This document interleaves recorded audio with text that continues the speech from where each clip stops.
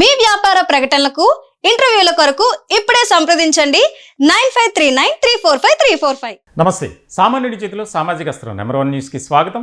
నేను రవీంద్ర.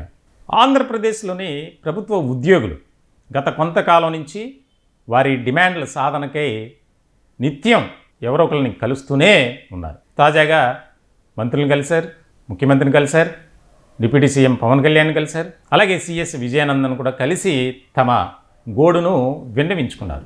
ఏదైతే ప్రభుత్వం పెండింగ్ పెట్టినటువంటి అంశాలు ఉన్నాయో వాటిని మీరు నెరవేర్చండి. అధికారంలోకి రాకముందు కూటమి ప్రభుత్వ ఉద్యోగులకు ఇచ్చినటువంటి హామీలు కానీ వాగ్దానాలు కానీ ఏవైతే ఉన్నాయో వాటిని మీరు ఫుల్ఫిల్ చేయండి అని చెప్పి కూటమి అధికారంలోకి వచ్చిన తర్వాత రోజు నుంచి అడుగుతూనే ఉన్నారు. కానీ ఎక్కడా కూడా దానికి సంబంధించి ఒక కార్యాచరణ అనేది ప్రకటించాల. ప్రభుత్వం కూడా మేము అది చేస్తాం ఇది చేస్తాం అని చెప్తున్నారు తప్ప ఎక్కడా కూడా, ముఖ్యంగా పిఆర్సీ విషయానికి వచ్చేసరికి, అలాగే ఐఆర్ ఏదైతే కూటమి అధికారంలోకి రాగానే ఇంటర్మ్ రిలీఫ్ అంటే మధ్యంతర భృతి అనేది మేము కల్పిస్తాం ఉద్యోగులందరికీ, కాబట్టి మీరు కూటమికి ఓట్లు వేయండి. నిజం చెప్పాలంటే గతంలో 2019లో ఎన్నికలు జరిగినటువంటి సందర్భంలో ప్రభుత్వ ఉద్యోగులంతా ఏకతాటిపై ఉన్నారు. వైఎస్ఆర్సీపీకి మొత్తం ఓట్లు వేసినటువంటి సందర్భం. ఉద్యోగస్తులు కానీ వారి కుటుంబాలు కానీ లక్షల్లో ఉంటారు.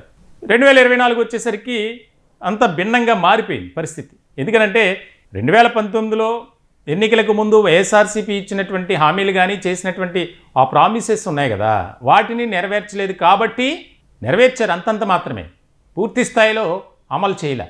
దానికి సంబంధించి ఉద్యోగస్తులంతా తీవ్రమైనటువంటి అసంతృప్తి, వ్యతిరేకత వచ్చింది. ఇలాంటి క్రమంలో ఎన్నో సందర్భాల్లో తిరిగారు. అయినా సరే జగన్మోహన్ రెడ్డి ముఖ్యమంత్రిగా ఆయన ఒక్క నిర్ణయం కూడా తీసుకోలే. లాస్ట్ ఇంకా 6 నెలల్లో ఎలక్షన్ జరుగుతాయనగా వారిని మభ్యపెట్టే ప్రయత్నం చేశారు. అయినా సరే ఉద్యోగస్తుల మనసు మాత్రం మారలా. ఎలా అయినా సరే కూటమిని అధికారంలోకి తెచ్చుకోవాలనుకున్నారు. ఎందుకంటే కూటమి వస్తే మన పరిస్థితులు బాగుంటాయి, మన కుటుంబాలు బాగుంటాయి, మనం ఆర్థికంగా బాగుంటాం అనే ఆలోచన. కష్టపడి పని చేస్తున్నప్పుడు దానికి తగినటువంటి వేతనం కావాలని ప్రతి ఒక్కరూ ఆశించడం జరుగుతుంది. అటువంటి క్రమంలో ఉద్యోగస్తులకు ఉన్నటువంటి పెండింగ్స్ ఏవైతే ఉన్నాయో ఆర్థికపరమైనటువంటివి వాటన్నిటినీ మేము నెరవేరుస్తాం. ముఖ్యంగా అధికారంలోకి రాగానే ఐఆర్ను ప్రకటిస్తాం, పిఆర్సీని కూడా అమలు చేస్తాం, ఒక కమిటీ వేస్తాం, ఆ కమిటీ ఇచ్చినటువంటి నివేదికను బేస్ చేసుకొని ఉద్యోగస్తులకు ఫిట్మెంట్ అనేది చేస్తాం అని చెప్పి అది కూడా లేదు. అలాగే అనేక మెడికల్ రీఎంబర్స్మెంట్ కానీ ఏపీ జిఎల్ఐకి సంబంధించి కానీ ఇంకా చాలా ఉన్నాయి. వాటిని ఎప్పుడూ కూడా పరిశీలన చేసినటువంటి సందర్భాలు లేవు. సో ఇలాంటి సందర్భంలో ఉద్యోగస్తుల జేఏసీ, ఆయా ఉద్యోగ సంఘాలు దాదాపుగా ఏకతాటిపైకి వచ్చి జేఏసీ కన్వీనర్గా విద్యాసాగర్ని ఎన్నుకున్నారు. ఆయన అందరినీ కూడబెట్టుకొని ఒక ఐక్యంగా తిరుగుతూనే ఉన్నారు.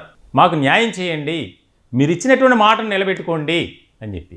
అయినా సరే ఎక్కడా కూడా దాన్ని పరిగణలోకి తీసుకోవట్లేదు. అయితే ఇక డిసైడ్ అయ్యారు, త్వరలోనే దానికి సంబంధించి చాలా సీరియస్ యాక్షన్ తీసుకోబోతున్నాం. ప్రభుత్వం దిగి రాకపోతే ఎలా దిగి రావాలో మా దగ్గర సమాధానం ఉంది అని చెప్పి దానికి సంబంధించి ఒక వార్నింగ్ అనేది ఇచ్చారు. ఎందుకంటే సమ్మెకు వెళ్తాం అని చెప్పి. ఇలాంటి క్రమంలో సిఎస్ విజయానంద్ ఆయన రాష్ట్రంలో ఉన్నటువంటి ఉద్యోగ సంఘాలు అన్నిటికీ ఒక లేఖ రాశారు. ఒక మీటింగ్ ఉంది, 20వ తారీఖున ఒక మీటింగ్ ఉంది, దానికి అందరూ హాజరు కావాలి. ఉద్యోగస్తులు ఏవైతే డిమాండ్స్ ఉన్నాయో, సమస్యలు ఉన్నాయో వాటి పరిష్కారం కోసం దానికి సంబంధించి డిస్కస్ చేద్దాం. 21న క్యాబినెట్ ఉంది, అంటే 20 తారీఖున ఉదయం మీటింగ్ జరుగుతుంది. ఆ మీటింగ్లో తీసుకున్నటువంటి ఫీడ్బ్యాక్ను ఆధారంగా చేసుకొని సిఎస్ ఒక నివేదిక తయారు చేసి ప్రభుత్వానికి పంపిస్తారు, సమర్పిస్తారు. దాంట్లో చాలా కీలకమైనటువంటి చర్చ జరగబోతుంది అనేది.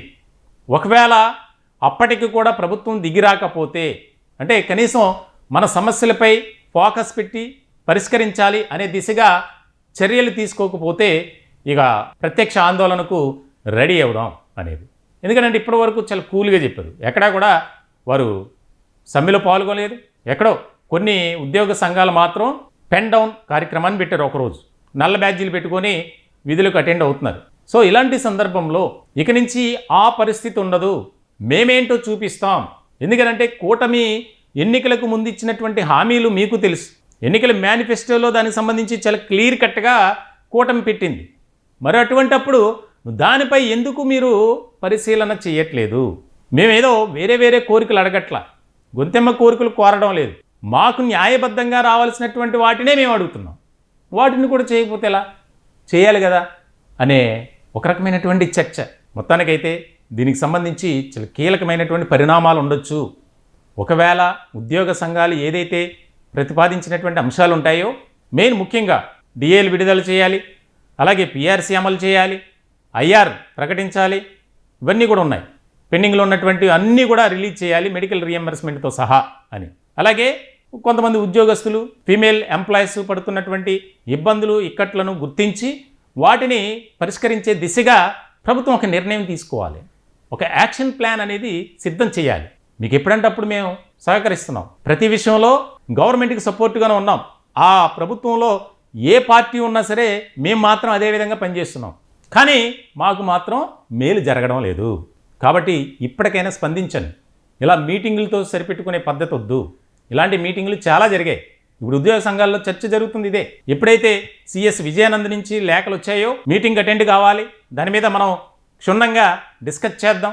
ఇంకా డిస్కస్ చేసేది ఏంటి? అందరికీ తెలిసినటువంటి అంశాలే. మీకు ఎన్నోసార్లు తిరిగి వినతి పత్రాలు ఇచ్చాం కదా, అవి చాలదా?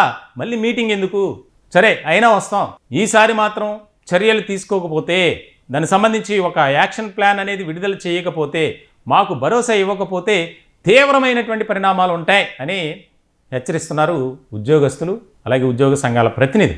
చూడాలి మరి కూటమి ఏ విధంగా తీసుకుంటుంది. ఎందుకంటే ఒక్కసారి ఉద్యోగస్తులు కనుక తిరుగుబాటు చేస్తే ఎలా ఉంటుందో పరిస్థితి తెలుసు. దానికి ఉదాహరణ వైఎస్ఆర్సీపీనే. సో మరి ఇటువంటి సందర్భంలో ముఖ్యమంత్రి, ఉప ముఖ్యమంత్రి చంద్రబాబు నాయుడు అలాగే పవన్ కళ్యాణ్ ఇద్దరు కూడా ఒక కీలకమైనటువంటి నిర్ణయం తీసుకునే అవకాశాలు ఉన్నాయి.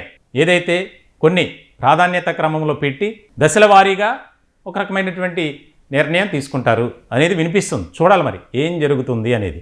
ఒకవేళ ఈసారైనా ఒక క్లియర్ కట్ ఇండికేషన్ అనేది ఇవ్వకపోతే రోడ్డెక్కే పరిస్థితి అయితే తప్పకుండా ఉంటుంది అనేది వినిపిస్తుంది.